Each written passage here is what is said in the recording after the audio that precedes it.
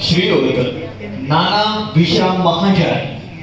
शेतीचे अनुभव, प्रयोगशील वृत्ती आणि नैसर्गिक शेतीचा ध्यास घेतलेले शेतकरी म्हणजे जळगाव जिल्ह्यातील नाना विश्राम महाजन। ते शेतात लिंबू, नारळ, वांगी, मूग, तूर आणि केळी अशी विविध पिके घेत आहेत। महाजन यांनी आतापर्यंत तब्बल 1500 कोरडे विहीर आणि 500 बोरवेल पुन्हा जिवंत करून दाखवले आहेत। त्यांच्या या कार्याची दखल विविध वृत्तपत्रे आणि न्यूज चॅनल्सनी घेतली आहे। इतकेच नव्हे तर Indian council of agriculture research Delhi येथे त्यांनी जमिनीत पाणी कसे जिरवायचे यावर मार्गदर्शक लेक्चरही दिले आहे। ते शेतात कोणत्याही प्रकारचे रासायनिक खत व औषधे न वापरता नैसर्गिक शेती करतात आणि भरघोस उत्पन्न घेतात। तसेच शेतकऱ्यांसाठी कृषी मार्गदर्शन शिबिरे आयोजित करून इतर शेतकऱ्यांना योग्य दिशा दाखवतात। शेतीतील त्यांचे समर्पण, अभ्यासू वृत्ती आणि समाजाप्रमुख काम पाहतात त्यांना 94.3 वायाकड कडून खानदेश कृषी सम्राट हा पुरस्कार देऊन सन्मानित करण्यात येत आहे।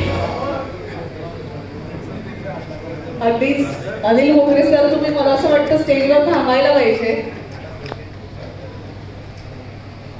Thank you so much sir.